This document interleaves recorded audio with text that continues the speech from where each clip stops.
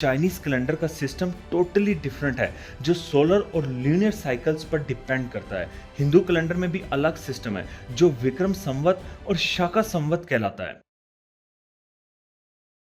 दोस्तों सोचिए, अगर आपको किसी नए प्लेनेट पर भेज दिया जाए और वहां कोई कैलेंडर सिस्टम ही ना हो, आप कैसे तारीखें और साल गिनोगे?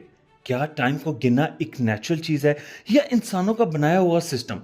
आज हम समझेंगे कि बीसी और एडी क्या है, नए कैलेंडर्स कैसे आए और क्या जो तरीका हम टाइम मेजर कर रहे हैं वो सच में सही है या एक हिस्टोरिकल एरर। और आपको बताएंगे ऐसे कुछ हिस्टोरिकल इवेंट्स जो कैलेंडर्स की वजह से कंफ्यूज हुए। तो चलिए बिना टाइम वेस्ट किए शुरू करते हैं। आज दुनिया का जो सबसे कॉमन कैलेंडर सिस्टम है वो जॉर्जियन कैलेंडर कहलाता है, लेकिन ये पहले से नहीं था। इससे पहले जूलियन कैलेंडर था और उससे भी पहले हर सिविलाइजेशन का अपना अलग तरीका था टाइम को काउंट करने का। सबसे पहले यह समझना जरूरी है कि बीसी और एडी का मतलब क्या है। बीसी का मतलब है बिफोर क्राइस्ट, यानी वो साल जीसस क्रिस्ट के पैदा होने से पहले के हैं।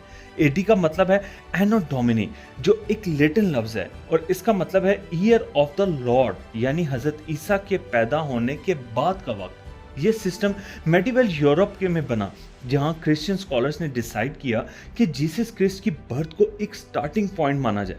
लेकिन एक प्रॉब्लम थी, जब ये सिस्टम बनाया गया तब किसी को ये कंफर्म नहीं था कि हजरत ईसा असल में किस ईयर में पैदा हुए थे। अगर हम देखें तो पुरानी सिविलाइजेशन जैसे कि इजिप्शियंस, ग्रीक्स, रोमन्स और चाइनीज सबके अपने अलग अलग तरीके थे टाइम को काउंट करने के। मिसाल के तौर पर चाइनीज कैलेंडर का सिस्टम टोटली डिफरेंट है जो सोलर और ल्यूनर साइकिल्स पर डिपेंड करता है। हिंदू कैलेंडर में भी अलग सिस्टम है जो विक्रम संवत और शाका संवत कहलाता है। लेकिन सबसे बड़ा प्रॉब्लम जॉर्जियन कैलेंडर का ये है कि ये अज्यूम करता है कि जीसस क्रिस्ट एग्जैक्टली ईयर 1 में पैदा हुए, लेकिन हिस्ट्री के मुताबिक स्कॉलर्स को लगता है कि हजरत ईसा असल में 4 बीसी या 6 बीसी में पैदा हुए थे।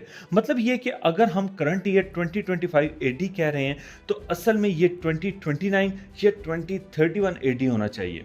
अब सवाल ये उठता है, अगर जॉर्जियन कैलेंडर में गलतियां हैं तो क्या हम नए कैलेंडर अडॉप्ट कर सकते हैं? इसका जवाब कॉम्प्लिकेटेड है क्योंकि दुनिया में अलग अलग कैलेंडर यूज होते हैं। मिसाल के तौर पर इस्लामिक हिजरी कैलेंडर जो 622 एडी से स्टार्ट होता है और ल्यूनर मंथ्स पर बेस्ड है। हिंदू विक्रम संवत जो 57 बीसी से स्टार्ट होता है और इंडियन एस्ट्रोनॉमी पर डिपेंड करता है। फ्रेंच रेवोल्यूशनरी कैलेंडर जो 1793 में नए तरीके से डिजाइन किया गया था लेकिन चल नहीं पाया। यूनिक्स टाइम सिस्टम जो कंप्यूटर साइंटिस्ट यूज करते हैं जो सेकंड्स में ईयर को काउंट करता है, ये 1970 से स्टार्ट हुआ।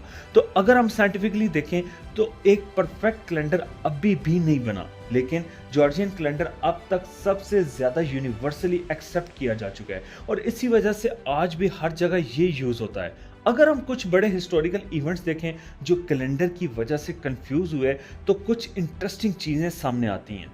जैसे जूलियस सीजर ने जूलियन कैलेंडर 45 बीसी में इंट्रोड्यूस किया जो जॉर्जियन से पहले यूज होता था। 1582 में पॉप ग्रेगरी ने जॉर्जियन कैलेंडर लॉन्च किया और कुछ डेट्स लिटरली स्किप कर दी गई।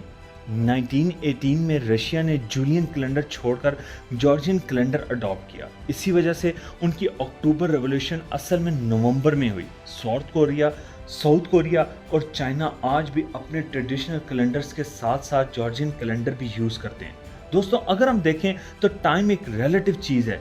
हर सिविलाइजेशन ने अपने तरीके से ईयर्स और मंथ काउंट किए हैं। जॉर्जियन कैलेंडर अब तक सबसे वाइडली एक्सेप्टेड है, लेकिन अगर फ्यूचर में स्पेस ट्रैवल या आर्टिफिशियल इंटेलिजेंस डेवलपमेंट होती है तो हो सकता है कि एक नए और बेटर यूनिवर्सल कैलेंडर की अब भी इनोवेशन हो।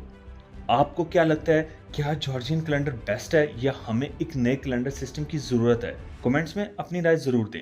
इस तरह के और इंटरेस्टिंग फैक्ट्स और डीप एनालिसिस के लिए सुनो जरा फैक्ट्स को सब्सक्राइब करें। मिलते हैं अगली वीडियो में। अपने प्यारों का और अपने मुल्क का ख्याल रखिए।